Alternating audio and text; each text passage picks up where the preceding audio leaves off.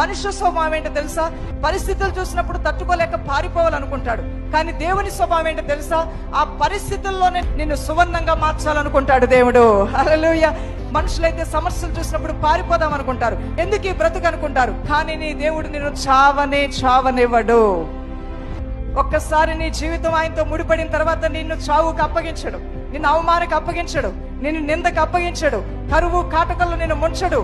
కానీ ఏ స్థితిలో ఉన్నావో ఆ స్థితి నుంచి నేను ఉన్నతమైన స్థితికి లేవనెత్తడానికి నీకు ఆయన పోరాట విద్య నేర్పించడం ప్రారంభిస్తాడు.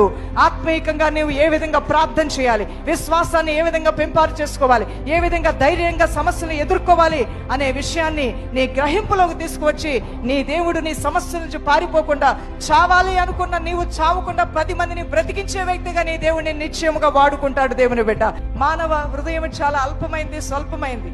అన్నిటినీ తట్టుకొని తాళుకునే శక్తి మనకు లేదు దైవజనమా.